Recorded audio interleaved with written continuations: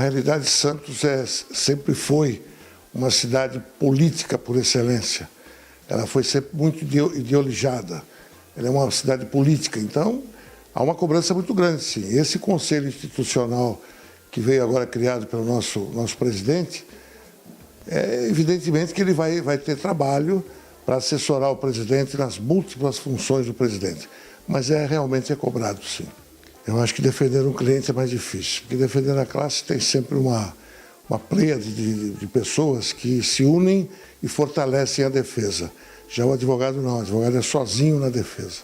Espero poder ajudar o Julião, nosso presidente, espero poder ajudar a OAB Santos, para que ela se fortaleça cada vez mais. Espero ser útil dentro da medida do possível, que me for possível e me for cobrado. Pretendo continuar a ser conselheiro institucional e ajudar a diretoria no que for possível.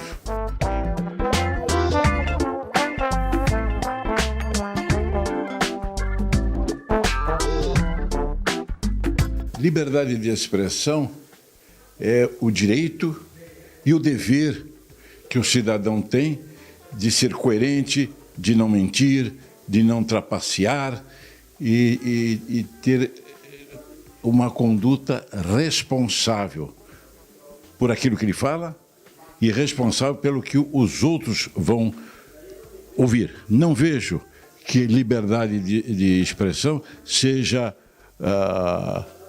o direito que você tem de falar um monte de besteira. A OAB, desse contexto, deve ser a fiscalizadora, e não fiscalizar o papel dos seus membros e punir, se necessário. E punir, se necessário, se ele extrapolar os limites do direito, dos limites que ele pode, até onde ele pode chegar.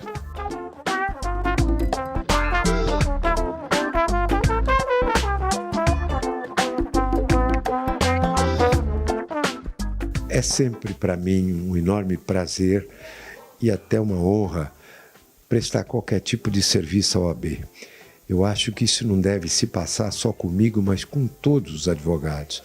A OAB, sobre ser a nossa corporação, a OAB nos presta auxílio profissional da melhor qualidade, do ponto de vista de serviços básicos e fundamentais para que possamos exercer a profissão com toda a dignidade. E é a segunda vez que eu venho fazer parte do Conselho. Já fiz do primeiro que foi criado aqui em Santos. É um conselho excepcional. Tenho a oportunidade de, pela experiência dos membros que o compõem, auxiliar a diretoria, que está sempre procurando o melhor para todos os advogados. Eu fico muito satisfeito e muito orgulhoso de fazer isso. Já fui presidente e acho que todos nós que passamos por aqui temos mais do que prazer ou do que orgulho, dever de doar um pouco daquilo que recebemos de volta para a OAB.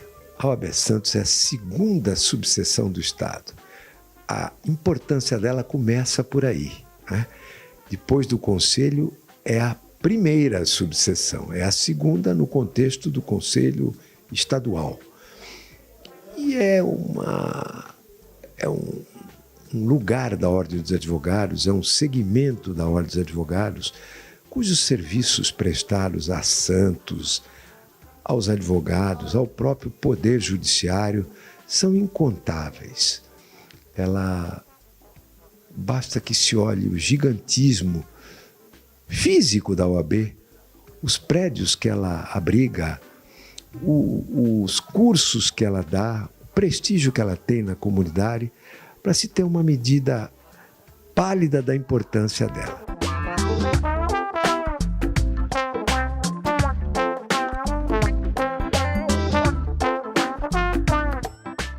A administração atual a gestão atual da OAB, ela organiza esse conselho institucional buscando um pouco da experiência dos advogados mais antigos, né, pela vivência.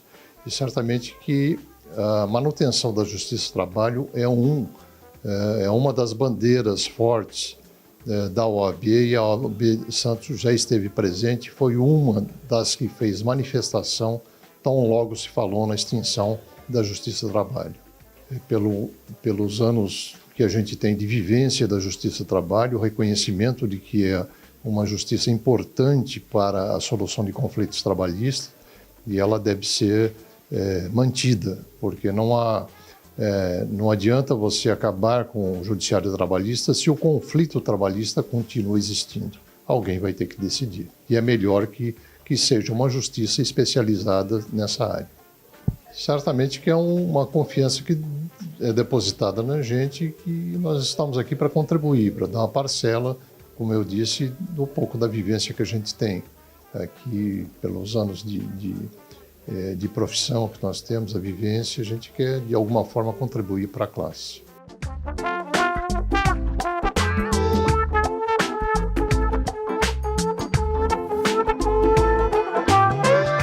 Fico muito feliz com essa oportunidade que ora me é oferecida.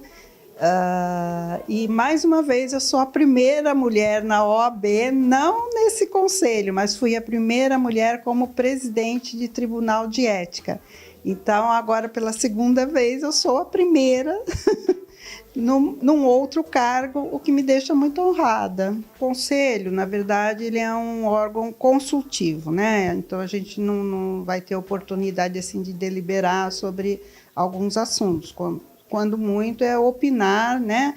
Tentar ver a melhor forma de conduzir a OAB para que seja a primeira, a melhor no estado de São Paulo, a OAB Santos. Agora, a mulher está presente hoje em todos os cargos e profissões, enfim. A gente está buscando o nosso lugar, que eu acho que é merecido, porque existe uma igualdade, precisamos agora conseguir a igualdade dos homens ajudarem em casa também. Apoio a todos os advogados, inclusive aos mais jovens, com cursos, atendimento em prerrogativas, enfim, a OAB é o máximo.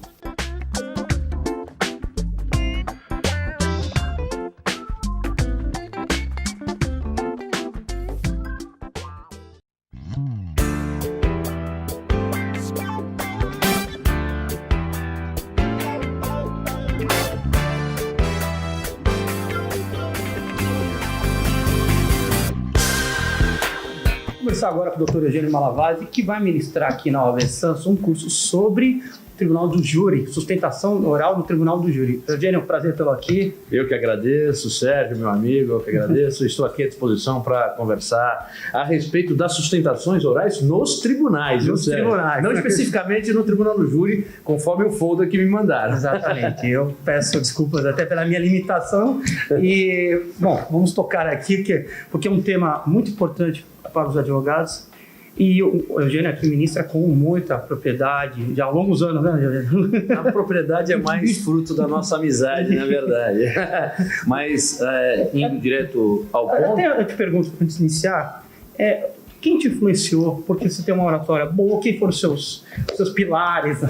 Na verdade, a retórica ela é oriunda de um dom que alguém nos dá, né? Uhum. Mas o meu paradigma foi o meu professor, que eu iniciei em 1989, que foi o Walter de Carvalho, né? Ícone da advocacia criminal aqui da região, e, portanto, ele que me levava para os tribunais, e eu sempre observava a concatenação da sustentação oral, não só dele, mas também da Procuradoria de Justiça, e, portanto, a gente vai, ao longo dos anos, né, lá se vão quase 27 anos de formado, e, portanto, nós vamos nos lapidando, e com muito estudo, com muita dedicação, com muito comprometimento, nós vamos lapidando a pedra bruta para melhor externar as nossas teses perante a corte. Porque, na verdade, não precisa de ser uma interpretação e até uma apresentação perante aos promotores, aos jurados, aos juízes, dos casos. E não é algo que você tem que ter realmente algo que possa aprender diferente, tocar, demonstrar a verdade processual, lógico. E ao longo desse tempo, você teve algum caso aqui, para lembrar aqui para o pessoal, que mais deu... Talvez o resultado foi o que você esperava, mas foi muito árdua a batalha lá dentro, ícones. Um resultado de um processo oriundo do Tribunal Popular, o Tribunal do Júri, foi a acusação da advogada Carla Cepolina de ter ceifado a vida do Coronel Biratã lá em São Paulo. E, portanto, não só o julgamento popular, não só o júri, mas também os recursos correlatos da acusação, né, que eu tive que fazer na condição de apelado, ou seja, na condição de recorrido. Eu fiz a sustentação oral perante os desembargadores da 9ª Câmara Criminal e conseguimos a manutenção da decisão absolutória oriunda do júri. Isso foi a minha pergunta, porque isso foi um divisor de águas na sua carreira, porque a ideia é demonstrar para a população e para o advogado, porque o tribunal do júri é algo peculiar. Eu estou falando no caso, principalmente na sustentação oral do STF, do STJ, mas para você, para o pessoal entender, que é algo que é muito importante e peculiar ao advogado criminalista. Na capital, sim, né? Hoje eu estou fixado na capital, estou fixado evidentemente aqui em Santos.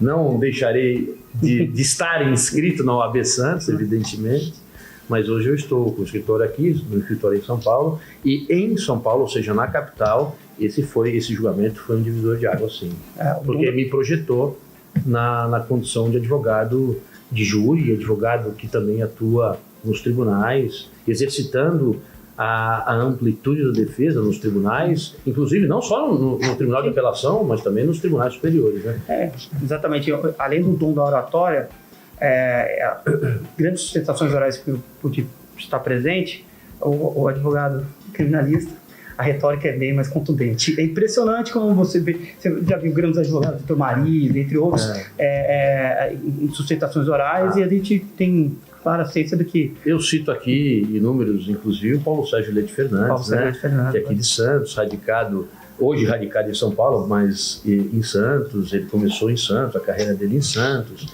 e depois ele subiu a serra, e portanto o Dr. Paulo ele é um paradigma para nós.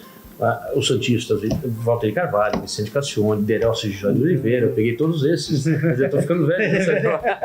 E portanto nós fomos traduzindo um estilo próprio, né, do exercício da oralidade nos tribunais, e estamos aí para defender os nossos constituintes. Eu sempre levanto, ultimamente, um papo que é bem recorrente, a alteração da advocacia, em razão da tecnologia estar avançando rapidamente. O advogado ele tem que se inserir num mundo distante. O que tem acontecido com o seu trabalho, a questão legislativa da alteração toda, o advogado tem que se adaptar. Mas no caso do direito penal, isso não vai mudar nunca. O advogado criminalista é um artesão do direito. Mas você sente essa mudança que a tecnologia está interferindo? Ou o que você sente? Veja, vamos diretamente nos processos digitais, né? O mundo tecnológico necessita com que nós, profissionais do direito, também nos amoldemos ao exercício da nossa atividade profissional. E, portanto, o que você falou, Sérgio, é verdade. O direito penal é diferenciado das outras atividades do direito em si, né?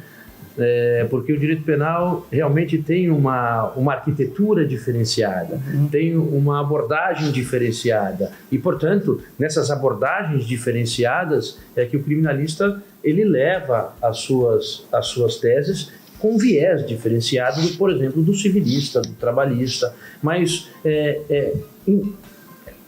frequentando diuturnamente os tribunais, eu vejo nas câmaras ao lado, por exemplo, nas câmaras de direito público, sobretudo nas câmaras de direito público, uma pitada do direito penal nos processos de improbidade, por exemplo. Os advogados têm levado umas questões nos feitos de ações civis públicas, por exemplo, de improbidade, numa conotação até parece um criminalista sustentando oralmente perante a corte. Isso é interessante. Agora, realmente o mundo tecnológico mudou até no direito penal, fazendo com que os processos sejam mais céleres, ok? Mas que o profissional de direito tem que se amoldar a essas questões, e questões modernas, ou seja, aqueles arrazoados de 100 laudas não existem mais, porque os tribunais não leem. Portanto, as teses sem diminuir a quantificação das teses, mas as teses vão de ser mais concatenadas, mais concisas, mais dinâmicas, sob pena da corte não apreciá-las a contento. E a importância da sustentação oral surge nesse diapasão. Por quê? Porque o advogado sustenta determinada tese ou determinadas teses, e a importância da perolação oral perante a corte se acentua, sobretudo no direito penal. Por quê? Porque se for apelação, o segundo teve acesso ao processo, só que o segundo é o revisor. Só que o revisor, nós sabemos, o revisor passa os olhos no voto prolatado pelo relator. Ele não se aprofunda. E o terceiro julga sem saber. Portanto, a necessidade, a obrigatoriedade, a contemplação da aglutinação do exercício de defesa vem com o exercício da sustentação oral. Eu estou me focando, para finalizar, mas eu me foquei aqui no direito criminal, mas não é o tema que o Eugênio vai falar hoje, mas é muito importante. Hoje, em razão do advento da própria internet e tudo mais, a sustentação oral ela ganhou outros áreas. Talvez nos anos 30, 40, era aparecendo no jornal, depois ela ficou só para casos específicos e a população não via isso tudo. Hoje ela veio até com a alteração política e com os suceitos casos que tiveram prisões em razão de corrupção e tudo mais, tiveram realmente um advento muito maior. Então, e é algo que é uma arte. Não é todo mundo que tem essa arte, esse dom. Para finalizar, eu gostaria de perguntar qual o conselho para o advogado que não só no Tribunal do Júri, mas também sustentação no Tribunal de Justiça, no STF, no TRT, porque isso requer a mesma arte. A dica que eu dou em face desses anos todos frequentando as cortes dar uma introdução concisa a respeito dos fatos, a respeito da tese ou das teses, concisa, e depois focalizar na principal tese defensiva, demonstrando com clareza, com concisão, sem citações doutrinárias, sem citações pretorianas, jurisprudenciais, para que os julgadores, para que os desembargadores possam se inteirar e entender a tese sustentada oralmente. Quero agradecer a presença do Eugênio, aquele meu velho amigo já, Eugênio, e já convidando o Eugênio, já coloquei isso aqui, a ideia já foi plantada de falar sobre todo o pacote anticrime. Nós vamos fazer um debate aqui. Te agradeço a presença e já está convidada para a gente... Eu estou à disposição, Sérgio, um amigo pessoal, e efetivamente eu já aceito de antemão o debate do projeto do anticrime como conselheiro estadual da Ordem dos Advogados do Brasil, juntamente com o Dr. André, que está ali. Nós já debatemos isso no Conselho e será um prazer, efetivamente, nós debatermos, até poder-se cogitar-se com um membro do Ministério Público, para que a gente possa aquilatar e debater as questões oriundas do projeto do Ministro Público. Obrigado, Eugênio.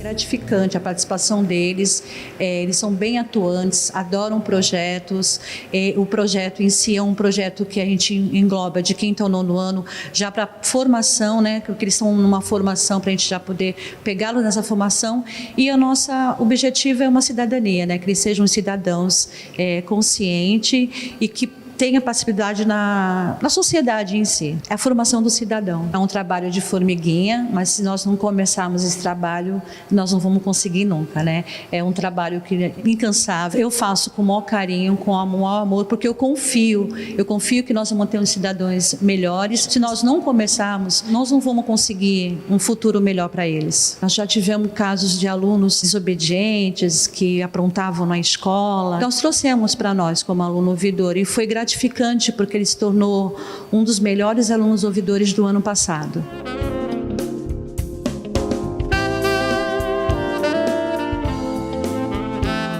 Para eles é um descobrimento incrível, né, de poder se aproximar da OAB, entender o papel da OAB enquanto promotora da cidadania, defesa da cidadania, e eles estão numa idade que as descobertas são sempre marcantes para a vida deles. A advocacia nos últimos anos ela tem se fechado para uma lógica um pouco mercantilista e deixado de lado o seu papel fundamental de promoção da cidadania e de defesa dos direitos da Constituição, e estar em contato com esses jovens certamente resgata a OAB do seu papel fundamental de promoção da cidadania.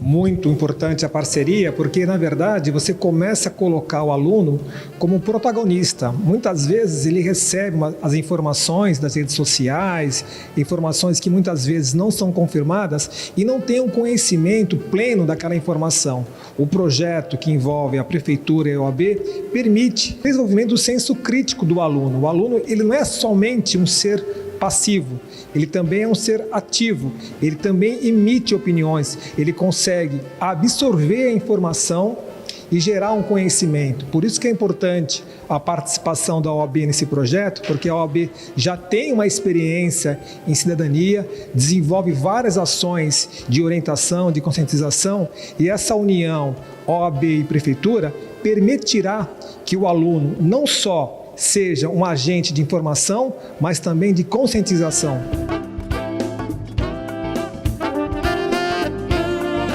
Olha, acho que é importante que a gente possa proporcionar uma formação para o cidadão desde cedo, né? E a escola é o melhor ambiente para isso ocorrer.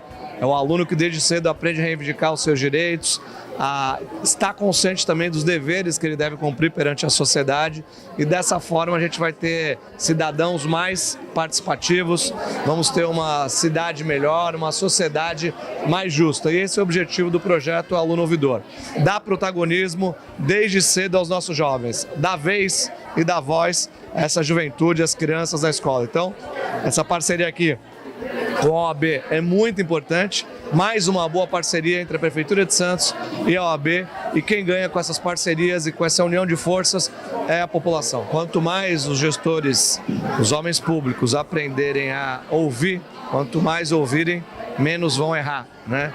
E essa oitiva, essa escuta dessas crianças, desses jovens, a gente aprende muito com isso. É um momento de compartilhar, é um momento de troca, é um momento onde a gente, ouvindo, tem a possibilidade de acertar e ir ao encontro das expectativas da população. Então, eu vejo esse projeto com muita importância para a sociedade, para a gente construir uma sociedade melhor.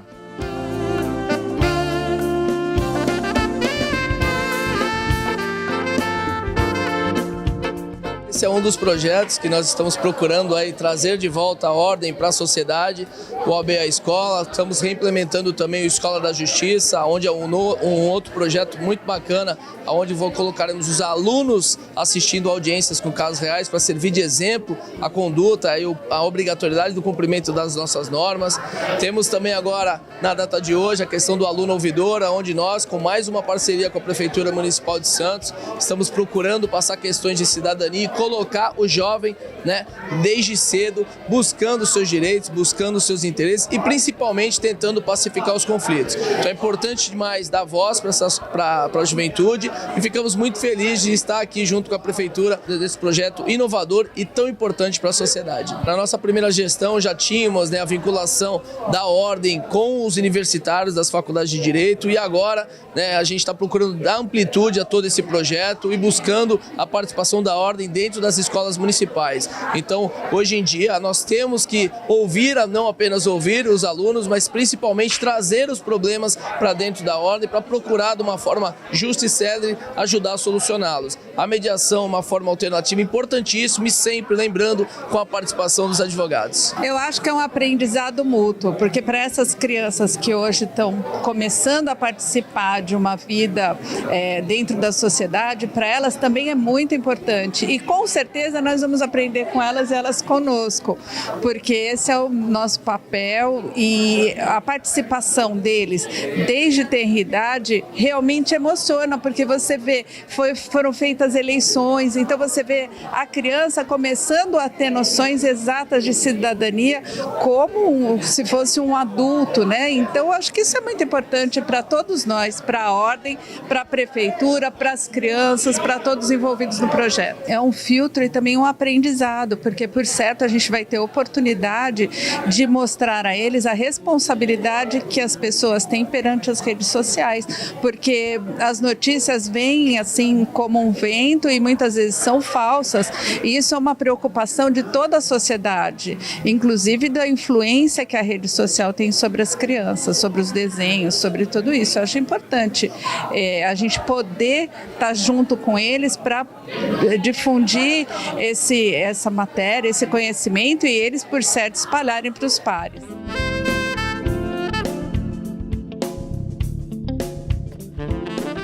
Eu penso assim, quando eu acredito em uma ideia, eu faço os outros também acreditarem. Mas para que a gente tenha esse ponto de partida, eu preciso ensinar com que essas crianças tenham o pertencimento. Como eu pertenço a alguma coisa, a algum lugar, fazendo parte, né? Então é todo um processo para que a gente conquiste cidadãos politicamente participativos. Então, o que a rede está fazendo, o que a prefeitura faz hoje, é esse ensinamento, fazendo com que os nossos alunos possam identificar no seu lugar, né, do dia a dia, os problemas, os pontos positivos, o que a gente pode dar mais visibilidade, como a gente pode multiplicar essas notícias, essa sementinha. Então, é o nosso aluno ouvidor. É um programa de excelência por parte da prefeitura, que eu fiz questão de ajudar, enviando parte da verba parlamentar para fortalecer o projeto. Eu acho que é esse o sentido da soma do executivo com o legislativo, né? A gente enxerga onde estão as necessidades, onde estão as demandas, coloca uma solução, um projeto e a gente se fortalece. Então, é um projeto que eu faço questão de estar perto, participar, que eu sei o quanto que é importante tanto o Grêmio Estudantil como o aluno ouvidor para o crescimento de uma sociedade.